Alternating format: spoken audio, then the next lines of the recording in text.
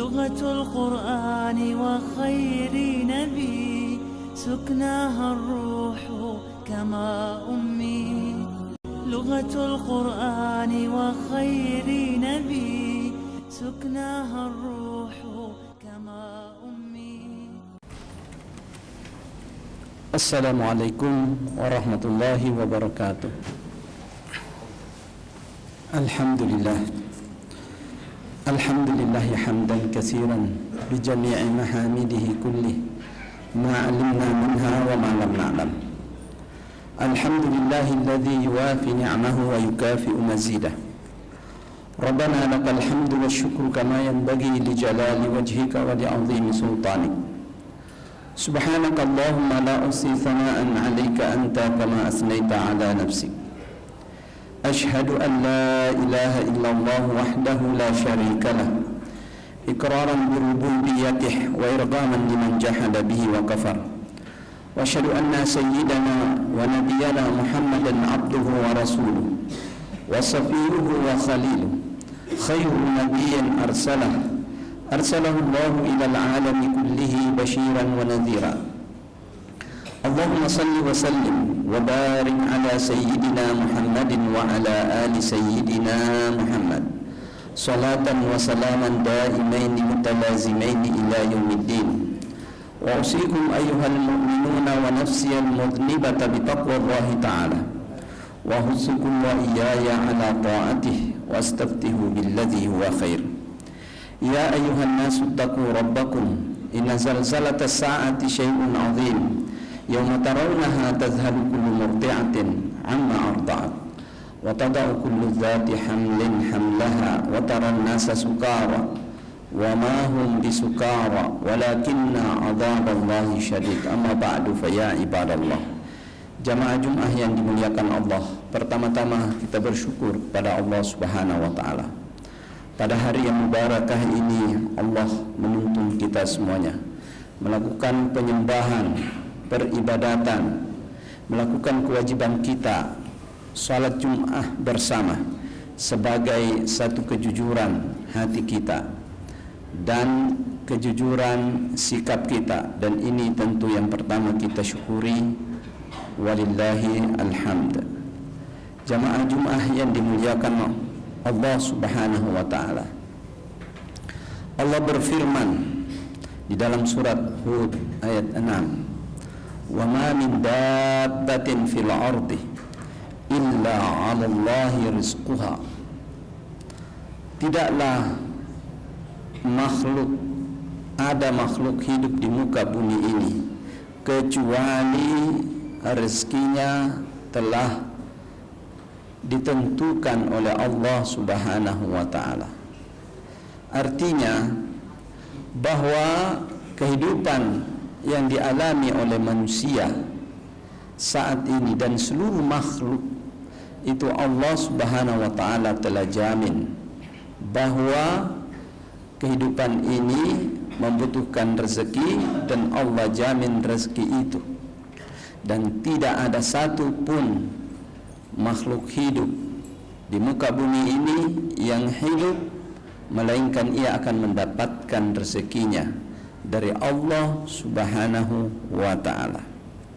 Sehingga seorang manusia tidak perlu mencemaskan, bahkan jangan terlalu cemas terhadap rezeki itu, karena terutama berhubungan dengan kebutuhan pokok, maka Allah Subhanahu wa taala selalu menyiapkannya.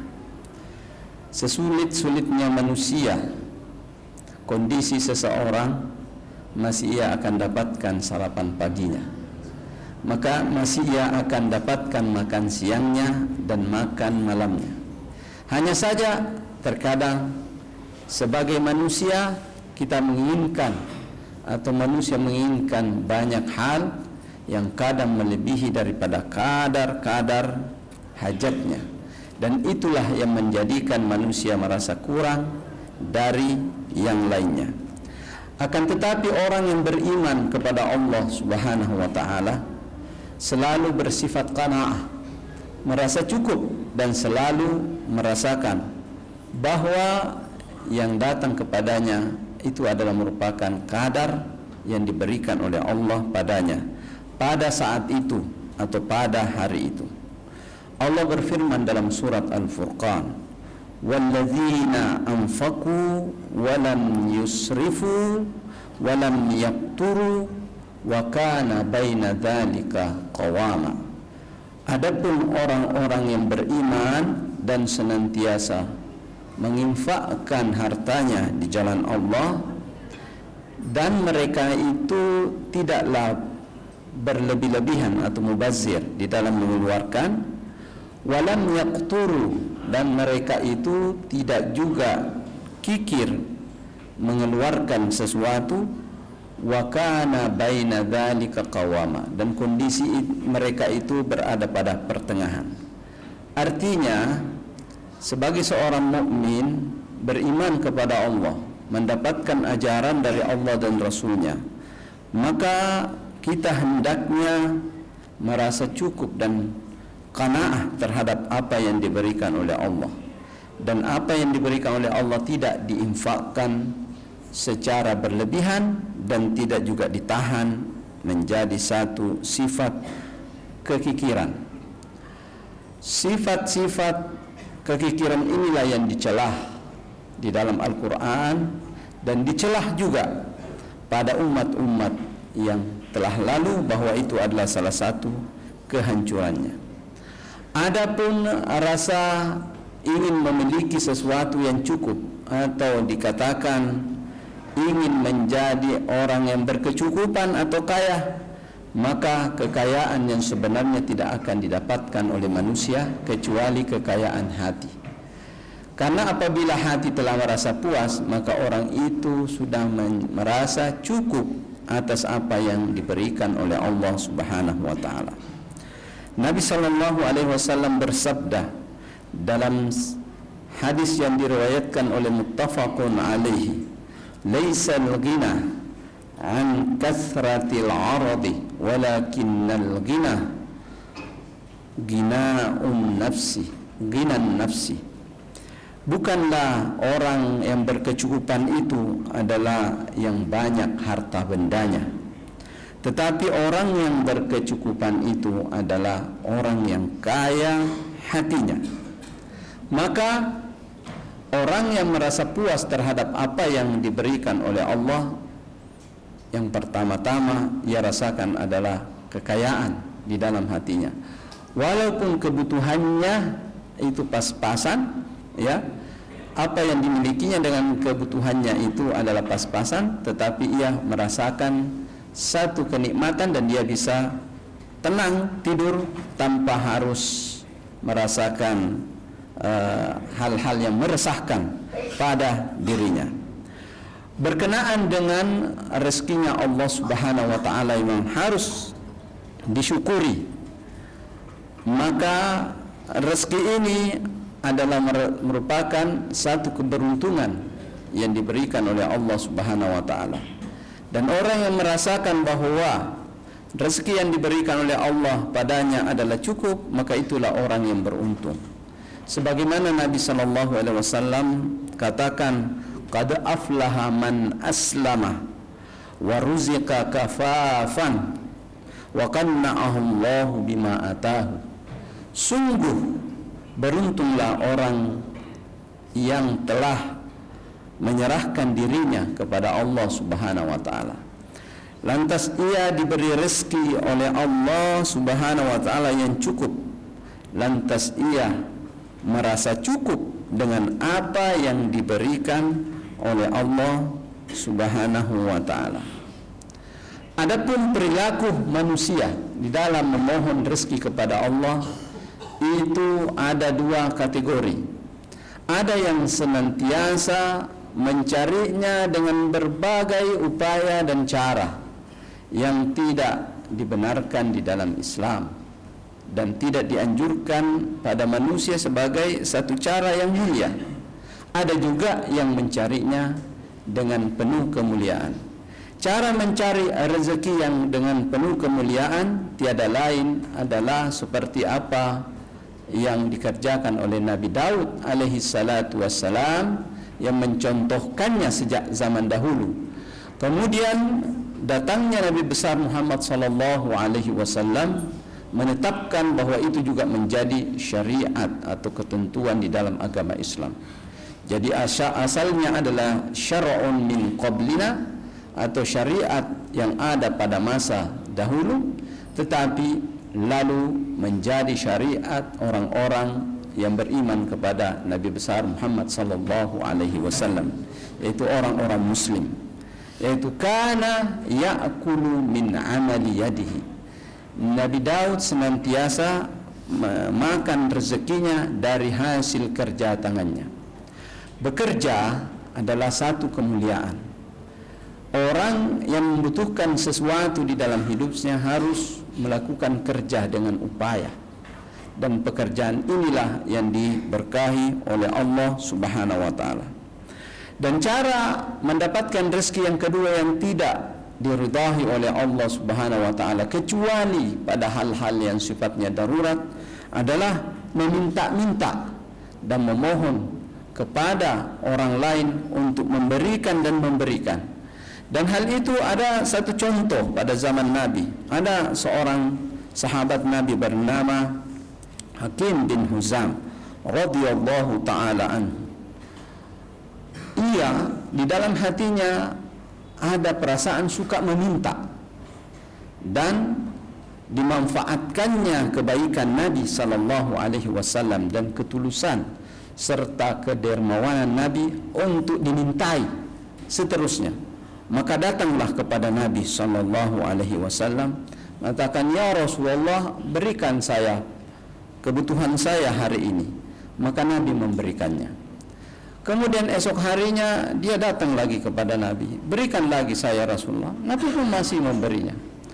Kemudian ketiga kalinya datang lagi kepada Nabi, "Ya Rasulullah, saya meminta hajat-hajat saya kepadamu ya Rasulullah." Dikasih lagi oleh Nabi sallallahu alaihi wasallam. Nah, ketika ia tidak meminta lagi dan sudah mau pergi, tidak meminta lagi, kemudian Nabi sallallahu alaihi wasallam memanggilnya. "Ya Hakim, hai Hakim, kesini sebentar, ada yang ingin saya beritahu. Inna hadzal mal khadirun hulwun." Harta benda itu adalah dia sifatnya segar dan manis. Faman akhadhahu bi khasakhawati nafsihi burika lahu. Siapa yang mengambilnya tidak dengan penuh ketamakan di dalam dirinya, maka insya-Allah Allah akan memberkatinya. Wa man akhadhahu bi israfi nafsin lam yubaraku fihi. Dan barang siapa yang mengambilnya dengan rasa tamak di dalam hatinya, maka Allah tidak akan turunkan keberkahan baginya. Wa kana kalladhi ya'kulu wa la yashba'u. Al-yadul 'ulya khairun min yadis sufla. Ya. Dan sesungguhnya orang yang suka meminta-minta itu bagaikan orang yang makan yang tidak akan pernah merasa kenyang. Ketahuilah, sesungguhnya tangan di atas jauh lebih baik daripada tangan yang di bawah. Tersadarlah sahabat Nabi ini yang bernama Hakim. Kemudian ia mengatakan, "Ya Rasulullah, la arza'u ba'daka syai'an hatta ufariqal hayat." Ya Nabi Allah, saya tidak akan menengadahkan tangan lagi ya setelah hari ini ya, sampai aku meninggalkan dunia ini. Dan kebetulan Hakim ini radhiyallahu taala anhu diberi umur oleh Allah Subhanahu wa taala yang panjang, di antara sahabat Nabi yang lebih 100 tahun umurnya. Dalam salah satu catatan buku konon katanya 145 tahun, ada yang meriwayatkan 125 tahun usianya. Di zaman pemerintahan Abu Bakar As-Siddiq, ya, Abu Bakar ingin memberikan hadiah kepadanya dari hasil tanah yang dimiliki umat Islam yang dibagikan rata kepada al-fai', maka ia menolaknya. Saya sudah berjanji kepada Nabi tidak akan mengambil dari orang lain. Kemudian yang kedua adalah pada zaman pemerintahan Umar, ya, pun demikian, dan seterusnya dia tidak mengambil lagi. Dia malu dengan ucapannya kepada Nabi sallallahu alaihi wasallam. Kemudian berkenaan dengan hal yang meminta-minta ini dapat dibenarkan pada seorang muslim apabila dalam keadaan darurat. Dan ada seorang sahabat datang kepada Nabi sallallahu alaihi wasallam meminta dalam keadaan darurat, bernama Qabisah radhiyallahu taala anhu. Ia mengatakan, ya Rasulullah, saya ditimpa oleh satu kondisi, ahmilu hammalatan. Saya ini ya Rasulullah diberi tanggung jawab sesuatu yang sangat berat, yaitu mendamaikan dua orang yang berselisih. Perselisihan dua orang ini disebabkan harta benda dan utang piutang yang begitu banyak, sehingga mereka bertengkar. Ya, saya membutuhkan sesuatu untuk menutupi hutang yang satu itu ya Rasulullah, sehingga saya bisa mendamaikan keduanya. Maka Nabi sallallahu alaihi wasallam bersabda pada saat itu bahwa innal mas'alata la tahillu illa li ahadin salas. Sesungguhnya meminta-minta itu hanya dibenarkan apabila berada pada tiga hal. Yang pertama adalah hal yang seperti ini, yaitu mendamaikan yang berselisih, atau ada peperangan terjadi, kemudian harus ditanggulangi dengan harta benda. Yang kedua adalah asabat hujaihatun ihtajat maluhu, orang yang terpaksa sekali disebabkan karena hancur harta bendanya, sehingga untuk makan dan minum tidak bisa. Misalnya ada bencana, yang tadinya dia adalah orang kaya, tetapi dalam kondisi tertentu karena hancur harta bendanya oleh angin kencang, apakah itu bencana ataukah gunung meletus ataukah banjir dan seterusnya, sehingga untuk makan dan minum terpaksa yang meminta, itu dibenarkan hanya dengan menutup hajatnya saja. Di saat sudah kondisi baik-baik tidak diperkenankan lagi.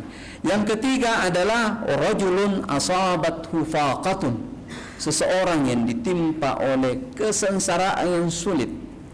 Apa itu? Dan terhadap penyakit yang kronis hingga dia tidak bisa lagi untuk berbuat apa-apa kecuali harus meminta obat kepada orang lain, meminta dibelikan obat atau meminta dibantu, maka itu pun dibolehkan sampai hajatnya tertutupi. Selain daripada itu, di dalam Islam tidak diperkenankan, sebab bekerja itu adalah satu kemuliaan. Bagaimana manfaat daripada seseorang itu bersifat menahan diri dan qanaah, tidak meminta-minta? Dalam salah satu hadis qudsi, Rasul sallallahu alaihi wasallam bersabda, Allah berfirman, ya bani Adam, tafarraq li ibadati amla'u sadraka ghinan wa asuddu faqraka. Hai anak cucu Adam, kata Allah Subhanahu wa taala, longgarkanlah, luangkanlah waktumu beribadah dengan sungguh-sungguh kepadaku, niscaya dadamu akan saya isi dengan rasa kaya, dan aku akan tutupi kefakiranmu. Wa illa taf'al mala'atu sadraka syughlan wa lam asuddu faqrat, rawahu Ahmad. Apabila itu tidak kamu lakukan, maka dadamu akan aku isi dengan kesibukan yang selalu merasa fakir dan membutuhkan, walam asuddu faqrat, dan saya tidak akan memenuhi segala kebutuhanmu. Ini adalah panggilan Allah Subhanahu wa taala kepada orang-orang yang beriman. Oleh karena itu, kunci daripada keberhasilan kita kepada Allah Subhanahu wa taala sebagai orang mukmin tiada lain adalah beribadah sebaik-baiknya. Allah jamin sebaik-baiknya rezeki kita. Insyaallah Allah yang menyiapkan segalanya. Aqulu qawli hadha wa astaghfirullaha li wa lakum faya fawzal mustaghfirina fastaghfiruhu yaghfirullahu lakum. Lughatul Qur'ani wa khairi nabi سكناها الروح كما أمي. لغة القرآن وخير نبي سكناها الروح كما أمي.